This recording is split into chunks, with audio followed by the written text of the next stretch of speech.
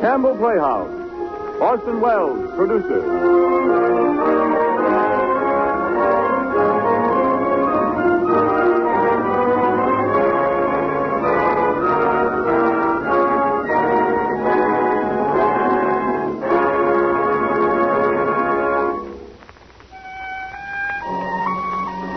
Good evening, ladies and gentlemen. This is Orson Welles.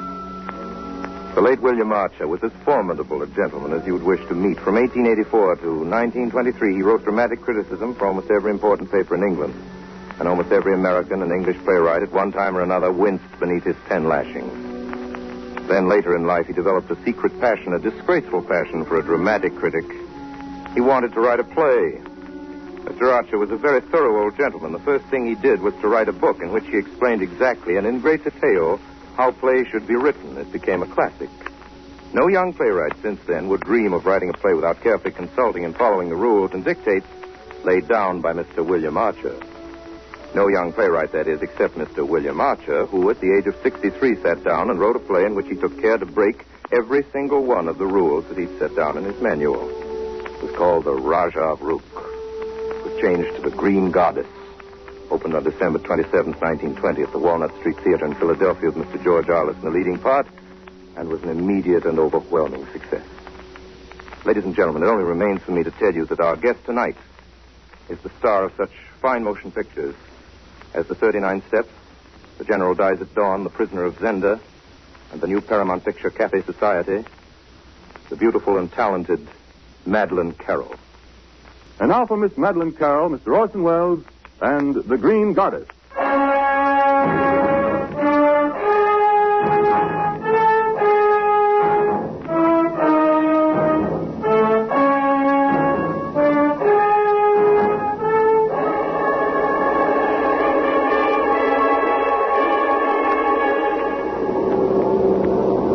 Crispin! Yes, Doctor? Can you do anything about the wireless? Afraid not. Coil's gone. How far's Bahari? I'll make it soon. Anthony, I'm frightened. The fog's getting thicker. Here, Lucilla, take a drink of whiskey. Rest you up. No, thanks. You've been drinking enough for both of us. We'll have to get my warmth somewhere. My wife certainly doesn't provide any. Now, do you, my dear? Anthony, I'm sure we should have landed at Bahari by now. Ask Dr. Traherne. Don't tell me you haven't perfect confidence in our pilot, Lucilla. Please, Anthony, this is no time. On the contrary, it's a very good time. You have to sit still and listen to me for once. Lucilla, I know very well what's on your mind. What's been on your mind for months. You're cursing the mistake you made in marrying a poor devil of a soldier man instead of a first-rate scientific genius like our Dr. Traherne. Come on, make a clean breast of it. I have nothing to say. Well, my dear, if you only have patience for a year or two, I'll do the right thing for once and drink myself to death.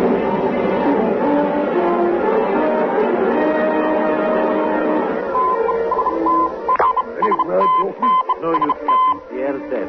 We're out of contact. Well, the colonel's worried. He sent me over. Major Crichton and his wife were passengers on Dr. Traherne's plane. How long ago was his last message? 40 minutes. Oh, that's not so long. 1 minute longer to be flying blind in a Himalayan fog, sir. Oh, you're a confounded pessimist, Dawson. Well, I've done some flying over the Himalayas, Captain. Could Traherne possibly make a forced landing? Yes, in one of the valleys. But I'd almost rather he'd take a mountain right in the face. Those wild beggars in the interior. Oh, no, nonsense. They wouldn't dare molest British subjects. Oh, wouldn't they? 3 of the devils just shot down one of our deputies right here in Amulsarai. Yes, and they're going to hang for it. Well, you can't hang all the savages in those mountains, Captain. Not even the British government. Try him again, Dawson. Right-o, sir.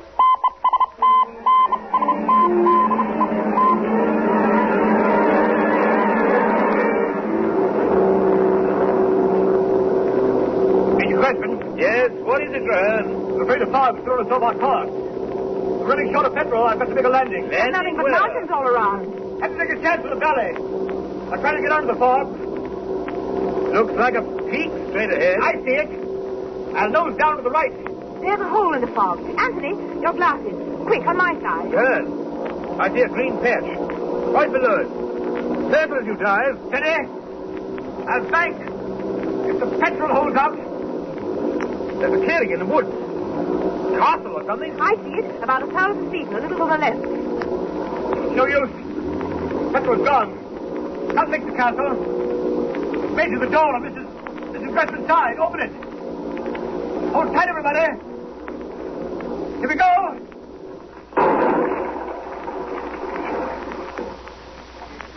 Easy there. Easy.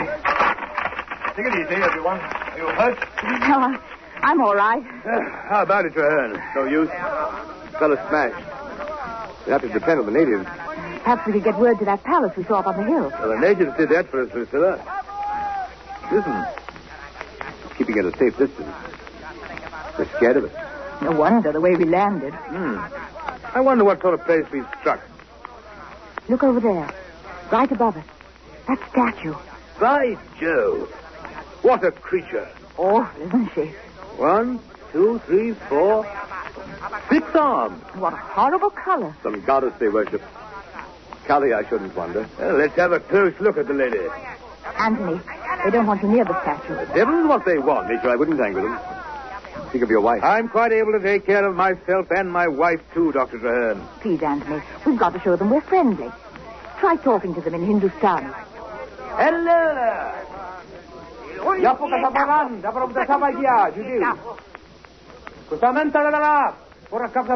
You were splendid, Lucilla, all through. I had faith in you. If I'd had another pint of petrol. But I simply had to trust to luck. It wasn't luck. It was you that saved us, battle. There's no use. They can't understand it. We must be well into Central Asia. Rock? Where's that? Why, I've heard that name recently. Look, I can't remember exactly. I remember. Anthony, see if that Calcutta paper is still in the cockpit. Yeah, I got there. I was reading it on the way. May have thrown it in... No, it's still in my pocket. I read something just this morning. Let me have it. Probably on the province dispatches. Yes, this is the paragraph. Abdalabad, Tuesday. Sentence of death has been passed on 3 men found guilty of the murder of Mr. Haredale, agent of His Majesty's government. It appears these criminals are inhabitants of Rook, a small and little-known independent state among the northern spurs of the Himalayas. That's it. Look, I read it, too. And by the way, this news isn't the best possible passport for 3 Englishmen. But if we're 100 miles from anywhere, it can't be known yet. Oh, they won't dare touch us. Still, I think I'll burn this page. Have you got a match, Presley? There you are. Thanks. Well, there she goes. Just in case there's anyone here who can read. Look out. They're watching us, Doctor. What's that? Look. Figures moving through the trees. It's a procession of some sort. Soldiers, by the heavens. In uniform. Oh, putting out their best foot for us, eh, Doctor? Well, I hope it's a friendly gesture. I don't like their looks very much. What's that in the center? They're carrying someone on a litter. Look at the gold on it. Probably the Raja. Try to trailer my revolver. Steady, Major. Better take our chances on their being friendly. Anthony, try to explain to him. Now, see if he knows any Hindustani. Yapura Kadaral. Yapura Chicha Pida Tapa. Yamur Tapa. There's no use. The ignorant beggar probably only knows some tribal language. With luck I have with Afghans. Raja! Kinunga, say!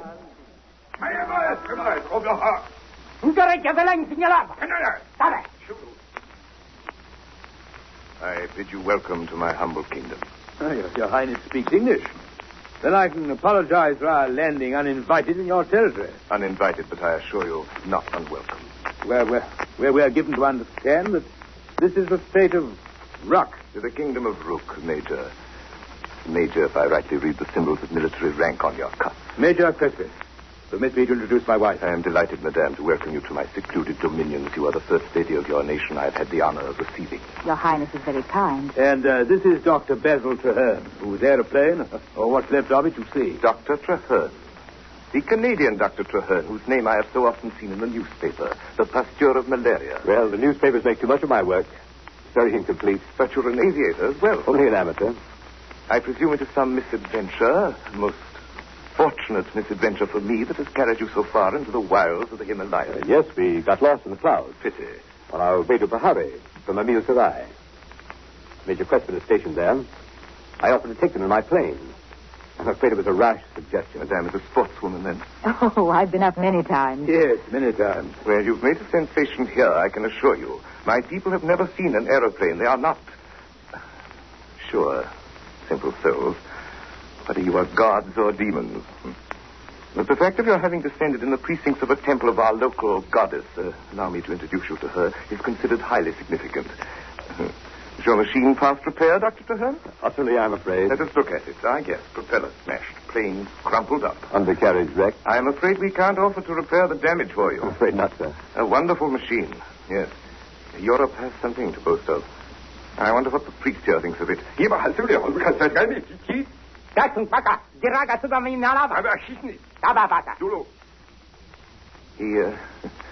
it's the great rock, the giant bird, you know, of our Eastern stories.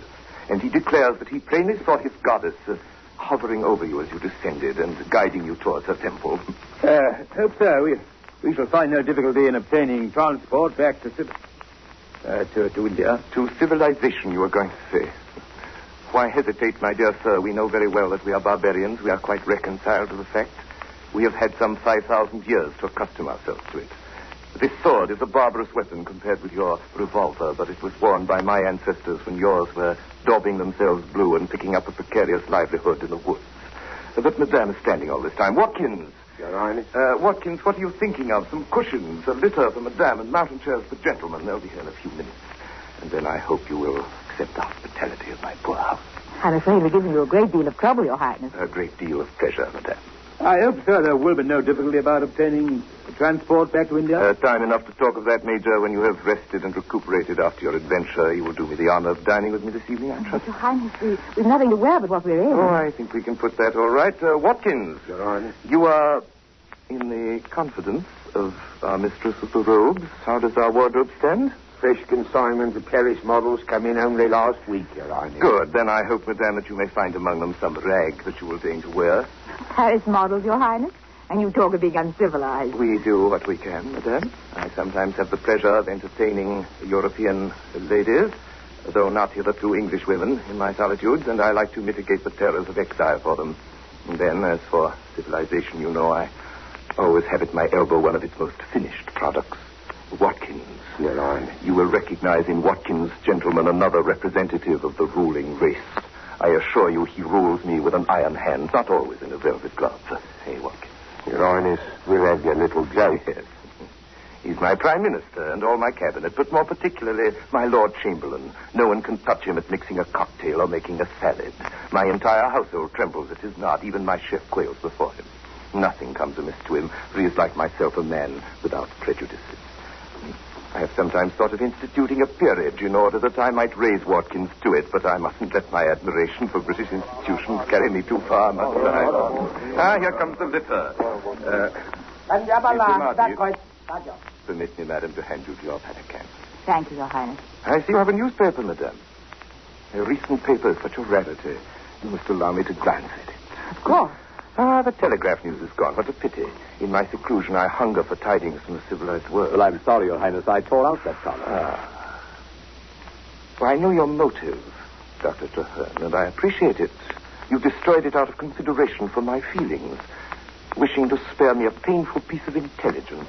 That was very thoughtful, but quite unnecessary. I already know what you tried to conceal. No. I know that 3 of my subjects, accused of a political crime, have been sentenced to death. How is it possible? Sir, we have a saying here in the East.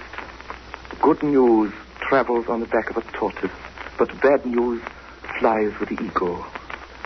But one thing you can perhaps tell me, is there any chance of their sentences being remitted?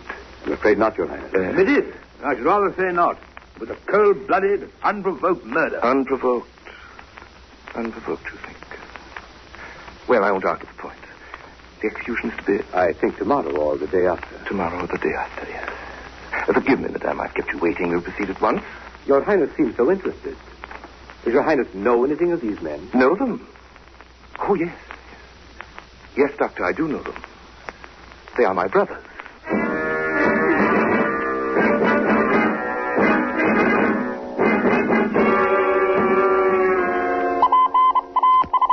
Mahari, Omni Post, to Anil Sarai.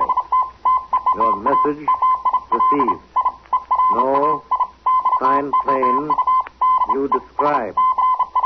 Ready to seek missing plane. Please advise location last known. Hurry. No, they're down all right. Petrol couldn't last. If they'd only made a landing. If they had, Crespin would have rigged up their wireless on the ground. He's a good hand at it. You're a counterfeiting soul, Dawson. One of those born obituary writers. Well, I don't see no reason to feel cheerful. Well, keep it humming. I'll ask the colonel about orders for Pahari. Oh, by the way, advise mountain stations the 3 murderers of Haredale are sentenced to be hanged tomorrow at sunset. Might serve as a warning. Right, Chief. To all mountain stations. 3 murderers of Haredale are sentenced to be hanged.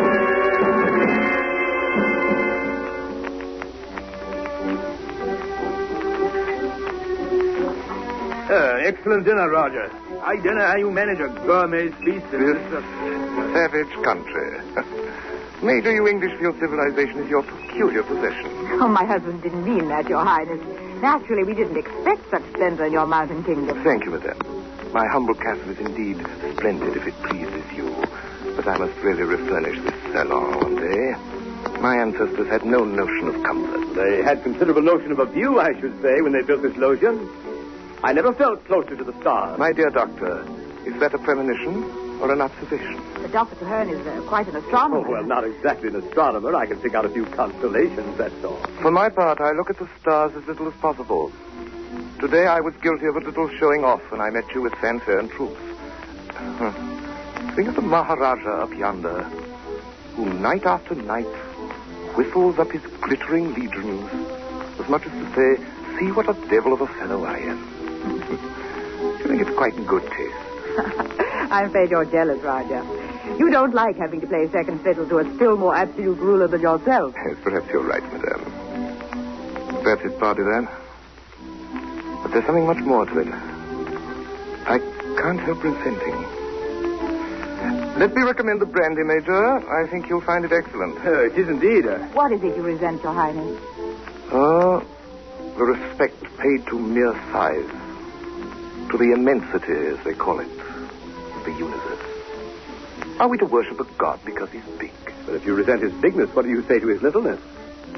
The microscope, you know, reveals him no less than the telescope. And reveals him in the form of a death-dealing speck of matter, which you, I understand, Doctor, are impiously proposing to exterminate. I am trying to marshal the life-saving against the death-dealing powers. To marshal God's right hand against his left, eh? This mosquito that I've just killed. I'm glad to see you smoke, madame, to help keep them off. This mosquito, or any smallest thing that has life in it, is to be far more admirable than a whole lifeless universe. What do you say, Major? I say, Roger, if you'd give me another glass of brandy, I'll let you have your own way about the universe. It's a very satisfactory trade. Your glass, Major. Thanks. I say, Your Highness, all this is rather out of my depth. We've had rather a fatiguing day. Mightn't we... To be sure.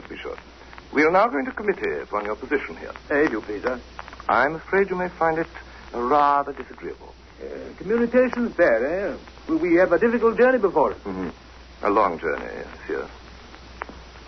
Not precisely difficult. Well, it surely can't be so very far, since you'd heard of the sentence passed on those assassins. I'm glad, Major, that you have so tactfully spared the pain of reopening that subject. We should have had to come to it sooner or later. But when Your Highness said they were your brothers, you were, of course, speaking figuratively. You meant your tribesmen. Oh, not at all. No. They are sons of my father. They're not of my mother. And we come upon you at such a time. How dreadful. Oh, pray don't apologize. Believe me, your arrival has given me great satisfaction. How do you mean? I'll explain presently, but first, let's understand each other. You surely can't approve of this abominable crime. My brothers are fanatics, and there is no fanaticism in me. My education was wholly European. I shed all my prejudices. I became the open-minded citizen of the world, whom I hope you recognize in me. My brothers, on the other hand, turned to India for their culture. The religion of our people has always been a primitive idolatry. My brothers naturally fell in with the adherents of the same superstition, and they worked each other up to a high pitch of frenzy against the European exploitation of Asia. You mean, sir, you defend this wicked murder? Oh, no, I think it foolish and futile. But there is a romantic as well as a practical side to my nature. And from the romantic point of view, I rather admire it. Then, sir, the less we intrude on your hospitality, the better. If you'll be good enough to furnish us with transport tomorrow morning... That is just where the difficulty arises. No transport, eh? Materially, it might be managed. But morally, I fear it's, excuse the colloquialism, damn no go. What the blazes do you mean, sir? Will Your Highness be good enough to explain? I mentioned that the religion of my people is a primitive superstition. Well, since the news has spread that 3 Feringis have dropped from the skies, precisely at the time when 3 princes of the royal house are threatened with death at the hands of the Ferengi government, and dropped, moreover, in the precincts of a temple, my subjects have got it into their heads that you have been personally conducted hither by the goddess whom they especially worship. The goddess? Here's her portrait on the mantelpiece. Much admired by connoisseurs. Then the upshot of all this palaver is that you propose a whole lot of hostages in exchange for your brothers. That is not precisely the idea, my dear sir. My theologians do not hold that an exchange is what the goddess decrees. Nor, to be quite frank, that it altogether suit my purpose. Not to get your brothers back again? You may have noted in history, madame, that family affection is seldom a strong point of princes. But I don't quite see, Your Highness, what all this has to do with us. We are approaching the crux of the matter, a point which I fear you may have some difficulty appreciating. I would beg you to remember that though I am what is commonly called an autocrat, there is no such thing under the sun as a real despotism. All government is government by consent of the people. It is very stupid of them to consent, but they do. If I defied their prejudices or their passions, they could upset my throne tomorrow. Will you be so kind as to come to the point, sir? Gently, Major, gently. We shall reach it soon enough. Please remember, too, that I am a slave to theology. The clerical party can do what it pleases with me. Please, Your Highness, you're torturing The point us. is, dear lady, that this theology on which, as I say, my whole power is founded, has not yet emerged from a very primitive stage of development. It demands an eye for an eye, a tooth for a tooth, a life for a life. You mean to say... Unfortunately, I do. You'd kill us? Not I, madame, the clerical party. And only if my brothers are executed. If not, I will merely demand your word of honor that what has passed between us shall never be mentioned to any human soul. You shall go free. But if your brother assassins are hanged, as they certainly will be, you'll put us to death in cold blood? Oh, not in cold blood, Major. There is nothing cold-blooded about the clerical party when white goats, as their phrase goes, are to be sacrificed to the goddess. What of Mrs. Crespin? Does your goddess demand the life of a woman? Well, on that point, she might not be too exacting. If Madame would be so gracious as to favor me with her society. Your Highness, not a word and I'll shoot you. Anthony. No use, Major. That gun wouldn't help you a bit. If you killed me, you'd only be torn to pieces instead of beheaded. We'll take our chances. Besides, I've had your pistol unloaded. That precaution was taken while you were at your bath. You devil. Anthony, please. I gather, Madame, that my offer does not please you. Well, I scarcely hoped it would. I do not press the point. Nonetheless, the suggestion remains open. But what's that sound? It's interesting. If you wait a few minutes, I may have some news for you. I recognize the service call, a message to the air base at Amitsara. Excuse me.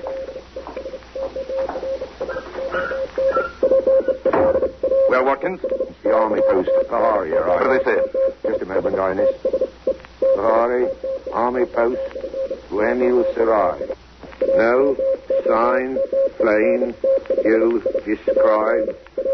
Ready to seek missing plane. Please advise location. Last, now. Much good that will do them. Out of contact, Watkins? Here's another, Your Highness. It's from Emil Sarai. To all mountain stations.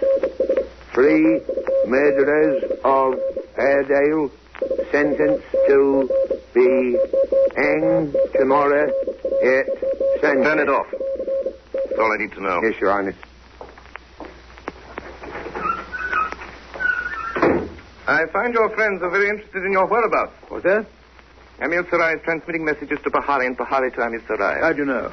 Why, Major, you're an army man. You must know something of wireless. Never had occasion. I had operators in my command. And you, Dr. Traherne? I know even less than the Major. We heard those sounds, of course, when you went out. You see, Doctor, we are not entirely benighted. We have a wireless installation. Did you have anything further to tell us, Your Highness? Yes. I'm afraid not very good news. My brother's execution is fixed for tomorrow. Then tomorrow? Yes. At sunset. But meanwhile, I hope you will regard my poor house as your own, I should not advise you to pass the palace gates. It will not be safe. Your Highness. Yes, madame. I can't believe that you really mean what you've told us tonight. Perhaps you're testing us, having fun at our expense. Will you please now, for my sake, communicate with Amil Sarai and bring about an exchange? Your brother's lives for ours. No, madame, I am desolated to have to refuse you. It is always difficult to refuse a beautiful woman anything. And you are a very beautiful woman. But you must not ask for the impossible. I've already given you my reasons. And what's to prevent us from throwing ourselves from that lodge onto the rocks below?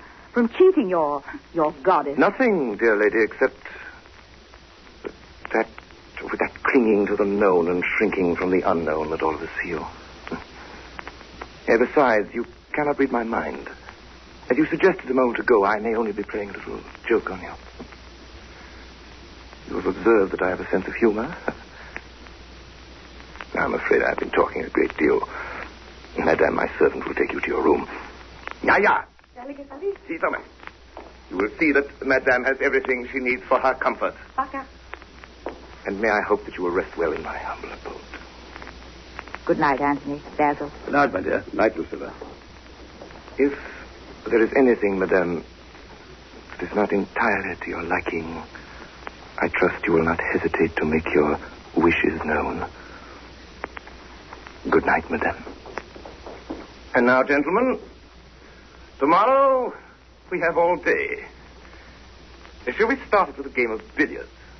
Say at 10 o'clock. Now our last whiskey and soda. No? Then good night. Good night.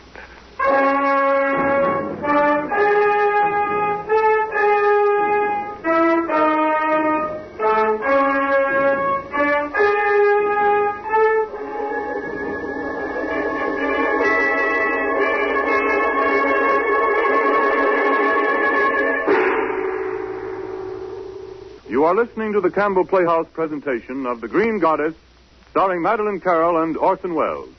This is the Columbia Broadcasting System. Now we resume our Campbell Playhouse presentation of The Green Goddess, starring Madeline Carroll and Orson Welles.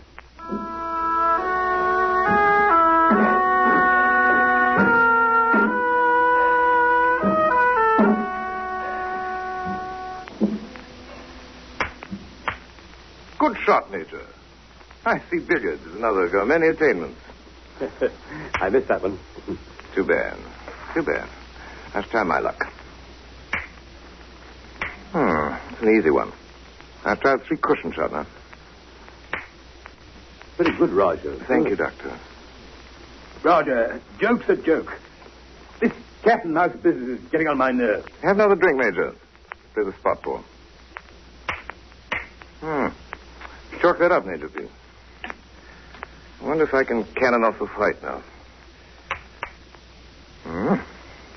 Send us back to the nearest British outpost and we'll give you our word to say nothing of this peasantry you played on us. Send you back, my dear Major. I assure you, if I were ever so willing, it would be as much as my life's worth. Watch this massage, gentlemen. One of my favorite shots. Yes. You don't know how my subjects are looking forward to tomorrow's ceremony. You must be reasonable, my dear sir. I ask you no favors except for my wife's sake. But for her, we'll make any concession. Promise you anything. What can you promise me that's worth a brass farthing? No. Asia has long had a long score against you swaggering, blustering lords of creation. And I mean to see some of it paid tomorrow. In the meantime, gentlemen, there's no reason why we shouldn't behave like civilized beings. It's your turn, Major. I've left you a setup. Let me try the red ball from the cushion. Beautiful shot. I should like to keep you from my opponent, if it were possible. Your Highness. Yes, Watkins. Mrs. Crispin has come downstairs. Oh, you'll pardon me, gentlemen. I'll detain Mrs. Crispin only for a few moments. Then she'll join you here. Please continue the game. Dr. Traherne. Yes? Last night to inform you knew nothing of the wireless. It's been reported to me there's a wireless set installed in your plane. That's true. Wireless is now a part of the plane's standard equipment. Unfortunately, I neglected to learn to operate it. We might have escaped being lost in the fog. And your hospitality. Doctor, I'm forced to admire your tact as well as your billiards.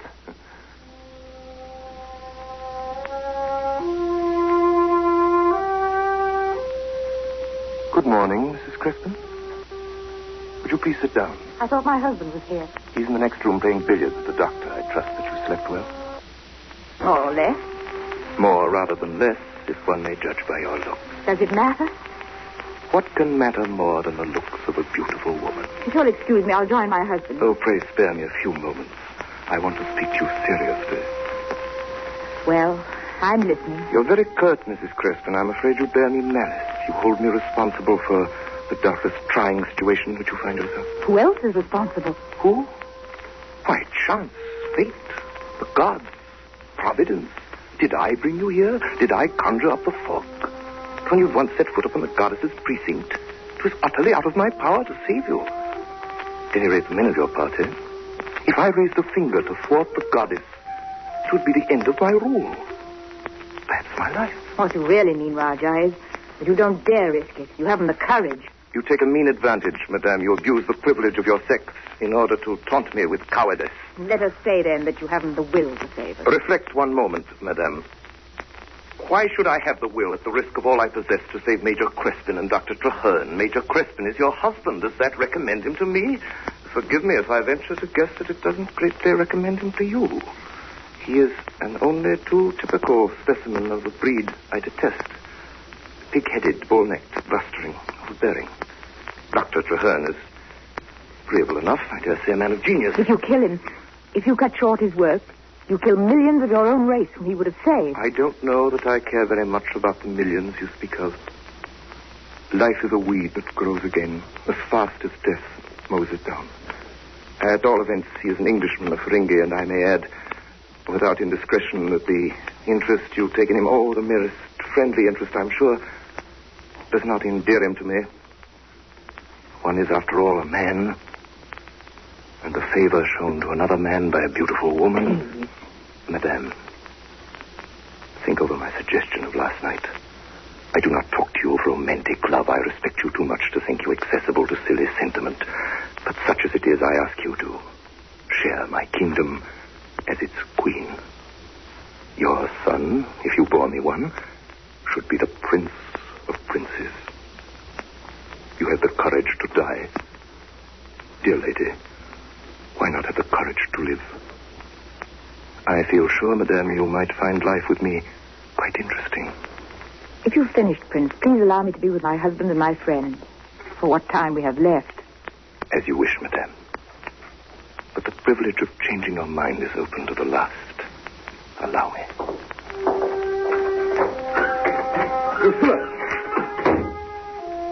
Watkins. Yes, Your Highness. It occurred to me, Watkins, that perhaps it's not quite safe to have our visitors so near the wireless room. Their one chance would be to communicate with India. They appear to know nothing about wireless, but I have my doubts. It's quite possible. I want you to stay in this room and in their presence to send out a message that will startle or enrage them. We will watch their faces very closely to see if they give any sign of understanding it. Here, I've written a message in this paper. Here you are. The lady has come to terms. She will enter His Highness's household. Very good, sir. I'll get them in here on the pretext of a little wireless demonstration, and then I'll tell you to send out an order to Tashkent for champagne. That'll be your cue. Very good, Your Highness. But afterwards, if, thou you were saying, there was to try to corrupt me, Corrupt sir. you, that would be painting the lily with a vengeance. Suppose they tries to bribe me, sir. What are your instructions? You may do exactly as you please. I have the most implicit confidence in you, Watkins. My grateful thanks to you, sir. But I thought if I was to pretend to send a message for them, it might keep them quiet like. Very true, Watkins. It would not only keep them quiet, but the illusion of security would raise their spirits, which would be a humane action. I'm always on the side of humanity. Watkins. Yes, so, sir. Then I'll humor them. Just a moment. We shall test them now. Watch closely as you send the message. Major Creston. What is it? Watkins is just going to send a message by wireless. I thought it might amuse you and the doctor to see it work. Mrs. Crispin, too, if she wishes. Very well. You come, Lucilla? Yes, of course. Here you are. This, you see, is the apparatus. Ready, Watkins? Yes, sir. Have the order for Tashkent? Yes, Your Highness, but I haven't coded Oh, it. never mind. Even if some outsider does pick it up, I dare say we can order 12 cases of champagne without causing international complications. Waiting for the fly signal. Yeah, I help myself to some more of your excellent brandy, Roger. Anthony. By all means, Major Clifton. I've got them. May we speak? Oh, yes. You won't be heard in Tashkent. Have a drink, sir. No, sir. Let's eat, drink, and be merry for tomorrow. See, that's all. That's how it's done. How many words did he send? What was it, Watkins? Forward by tomorrow's caravan. 12 cases champagne, usual brand. Charge our account 30. That's right, sir. 12 words. Can they really make sense out of those blasted silly fireworks? I hope so, else we shall run short of champagne. Any orders, Your Highness? No orders, Watkins. And may I remind you, sir, that it's time for your appointment with the high priest. Very well, Watkins. You can send word that I'm coming. Very good. And now I trust you will excuse me for some arrangements for tomorrow's ceremony. Please make yourselves quite at home. What was the message? Quick. Said the lady had accepted her life on his terms. A snap for us. Anthony, you were splendid. You gave no sign. Compliment from you. Most unusual. I'll have another drink on that. I think he was fooled, but he wouldn't have left us here. Can we break the door to the wireless set? No good. It'd make a noise. We'd be interrupted, and then the game would be up. Then we better try to bribe Watkins. We will settle what message to send if we get the chance. Dictate, all right. What about this now? Wait. Major Crespin, wife, Traherne, imprisoned Rook, Rajah's palace, lives in danger. No, we want something more definite. How would this do? Death threatened this evening. Rescue urgent. Excellent. How will we get Watkins? There's a bell. I'll try it. Now we better decide what to do if he won't take money, and we have to use force to get his keys. What shall we do with him? There's only one thing. Over the balcony. Oh, no. There's a drop of 1,000 feet. Anthony. Save your sympathy, my dear, for a worthier object. It can't be helped. I can get 3 minutes of that instrument on. You rang, sir? Yes, Watkins. We want a few words with you. Oh. Do you mind coming over here? We don't want to speak loud. How? I just say you can guess what we want with you. I ain't no hand at guessing, sir. Rather you'd have with it plain. You know what's proposed for tomorrow? I've heard as how your numbers is up. Surely don't intend to stand by and see us murdered, 3 of your own people, and one of them a woman. What's my own people ever done for me? A woman either. No good, Traherne. Come down to tin tack. All right. What do you take to get us out of this? Get you out of this. Why, if you was to offer me millions, how could I do that? By opening that wireless cabinet and sending this message through to the Anniversary Aerodrome. That's all very fine, but what price have you gents to offer? Nothing down, no spot cash, that's clear. You'll have to take our word for whatever bargain we come to. Your word. Our written word. We'll give it to you in writing. Well, that's better. What about the little first installment? You ain't quite on your uppers, are you now? You could come down with a little something, couldn't you? Be it ever so humble. I have 300 rupees and 5 10-pound notes. On the table, if you please. And you, Major? 250 rupees. Oh, there's some loose change. There's your first installment. What about the balance? Shall we say 1,000 pounds apiece? 1,000 apiece? 3,000 pounds? Oh, you're joking, Dr. Traherne. Well, I'd double my bid. 2,000 apiece. If your lives ain't worth 5,000 apiece to you, there ain't nothing doing. My place here's worth 15,000 to me, and there's all the risk, too. I ain't charging you nothing for that. We appreciate your generosity, Watkins. 15,000 it is. Now get to work quick and call up Anniversary. Right you are, ma'am. Handy little cabinet this here. Isn't there some special service call you must send out to get Amil Sarai? Hold on there, I know it. Here it is. That's not a service call. Right. Got them, sir. Now the message. Come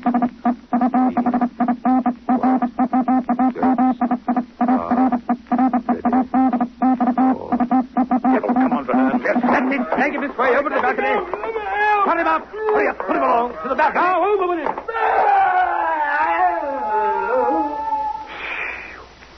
Ah, that's a good job. Now, can you lock that outside door? No key in it, Anthony. Soldiers, the passage. I'll try to hold it. Can you send through a message? Give me a minute, I can. Oh, that swine reduced the current. I'll have to adjust it. Now, here goes. Here's this. Any answer? No, I didn't expect any, but it's an even chance I get them. So we stay at the passage. Go on, hold them to her. Just a few more seconds. I'm almost through. As long as I... So, Mater, Cast away. Anthony, put off your shoes!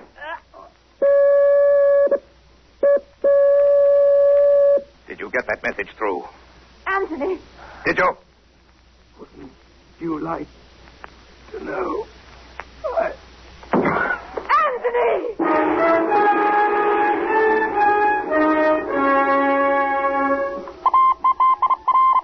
Unauthorized. Major Preston, wife, Traherne, in prison. Roof, Rogers Palace. Yes, Preston, this evening, rescue.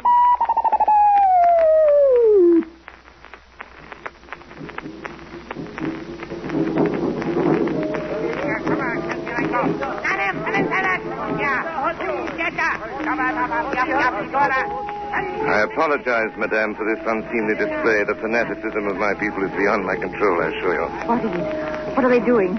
Your husband's body, madame, they are laying it at the feet of the goddess, you see. I had 3 brothers, head for a head. Roger, you'll pay for this, whether we're dead or alive. I'm not so sure. The Major didn't get your SOS through. I have nothing to fear. If he did, nothing can save me, and I may as well be hanged for a wolf as a lamb. How long have we left? Till the sun's rim touches the crest of the mountain. The blast of our great mountain horn will announce the hour, and you will be led to the sacred enclosure. Your Highness, will you grant us a last favor? By all means, if it is in my power, in spite of your inconsiderate action of yesterday. Considerate? Watkins, you know, poor Watkins. Great loss to me. But I bear no malice for a fair act of war. Then you'll leave us alone for the time that remains. Very well. It is quite brief, I'm afraid. And oh, by the way, you need have no fear of the ceremony being protracted. It will be brief and I trust painless. Those are my orders. And before I go, madame, may I remind you of my offer? It's not yet too late. Till then, au revoir. Lucilla. Yes. It can make no difference now if I tell you what I couldn't before. I knew without your telling me. We might have been very happy. It's not easy to die. Just when there's every reason to live. Perhaps easier than it was. Living without a reason. We found each other and we know. Tell me that I can think of it when they... Please, just one. I love you, Lucilla. I love you. If only I... Back. Madame? Dr. Traherne?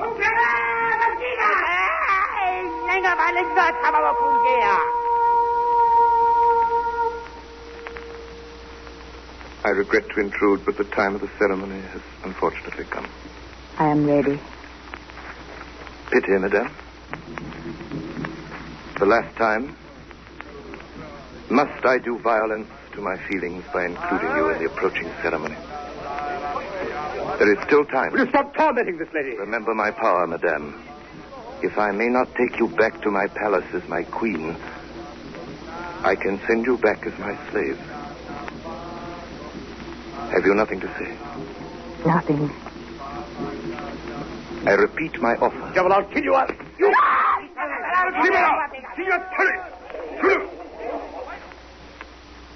Chivalrous, but ill-advised, Dr. Traherne.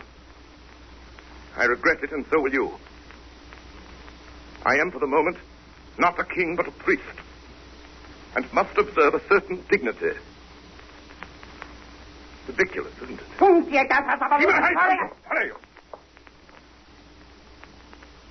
My colleagues here now insist that since you have publicly struck the chief of their sacred caste, your death alone will not appease the fury of the goddess. They insist on subjecting you to a process of expiation, a ritual of great antiquity, but... You mean torture? Well, to put it crudely, yes. Some quite remarkable combinations. Oh, no. Not you, madame, not you. I must speak to you, Your Highness. Speak to you alone. Send Dr. Traherne away. Lucilla, what are you thinking of?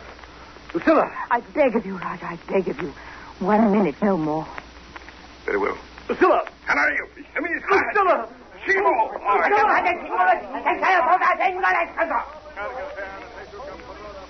Well, madame, we have less than a minute. Let him go. Send him back to India unharmed, and it shall be as you wish. And how am I to know that you will keep your word? I must have a pledge of your good faith, for without a pledge, madame, I don't believe in it one little bit. What pledge? Only one is left. Dr. Traherne himself. I may, though it will strain my power to the uttermost, save his life while keeping him in prison. Then, when you have fulfilled your bond, I will let him go free. But the moment you attempt to evade your pledge, by death or by escape, I will hand him over to the priests to work their will with, and I will put no restraint upon their savage instincts. Choose, my dear lady. Choose. You have exactly 20 seconds. But, Your Highness, Yes, madame? I no longer have to choose. Do I?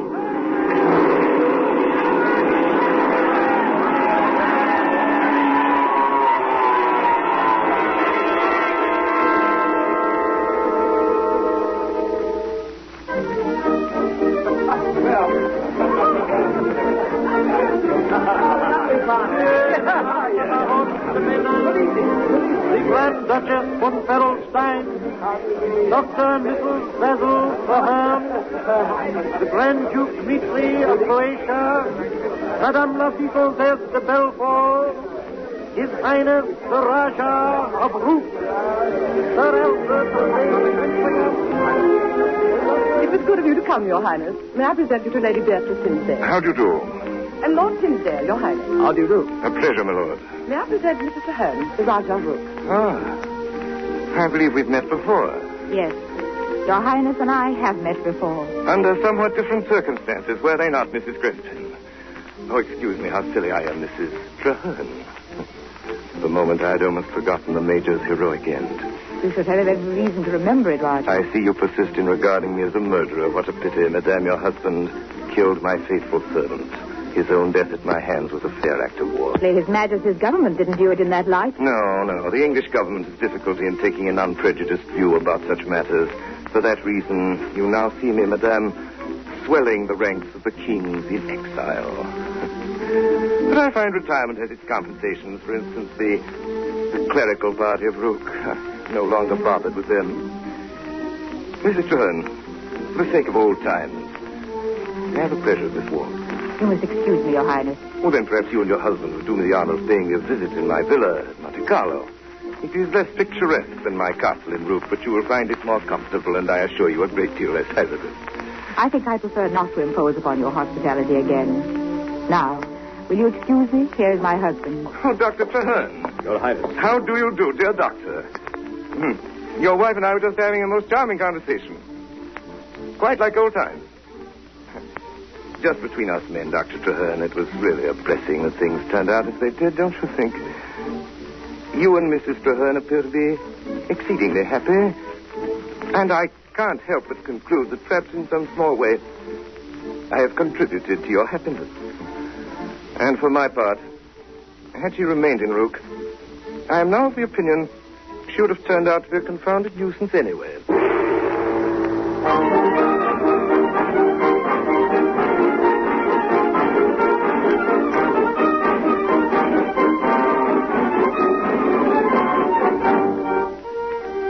You have been listening to the Campbell Playhouse presentation of The Green Goddess, starring Madeline Carroll and Orson Welles. And now, here's Orson Welles.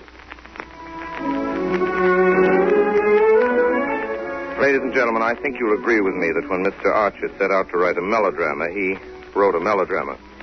I'm glad, however, to report that not a single hair of Miss Carroll's lovely head has been ruffled by this evening's harrowing experience. Here she is, none the worse for it, Miss Madeline Carroll. Thank you, Mr. Wells. Good evening, ladies and gentlemen. I might explain that Miss Carroll has just returned from a vacation trip to Europe.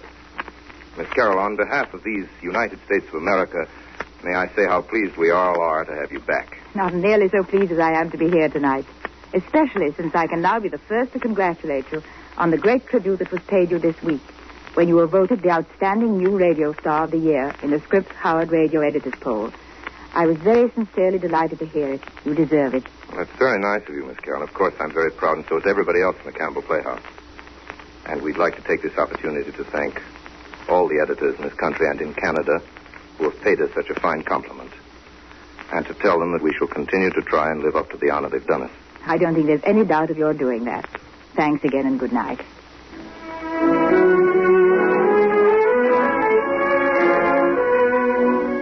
In tonight's Campbell Playhouse production of The Green Goddess, the role of Lucilla Crespin was played by our guest, Miss Madeline Carroll, the Rajah by Orson Welles.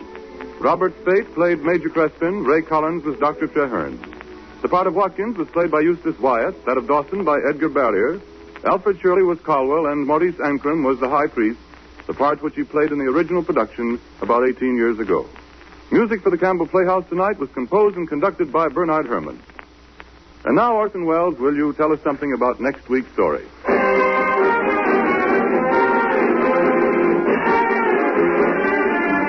Well, there it is. There's next week. Next week, we're doing a Broadway success of some 10 years ago, Burlesque. Burlesque by James Manker Waters and that great American producer, Arthur Hopkins. Burlesque is about the show business, about a girl and her love for a ham comic, as he called himself, how she left him and how she went back to him. And it's really more than that. It's a great story of a great business. So until next Friday night when we present Burlesque, my sponsors, makers of Campbell Soups, and all of us in the Campbell Playhouse remain obediently yours.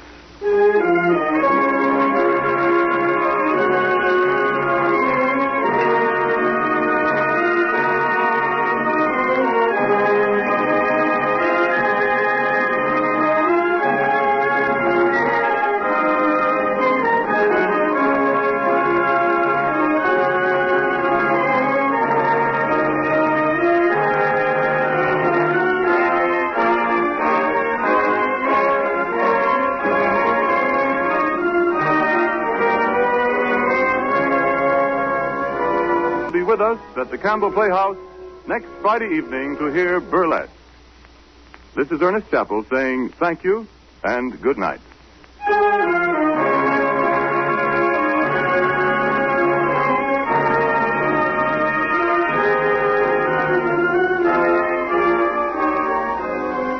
This is the Columbia Broadcasting System.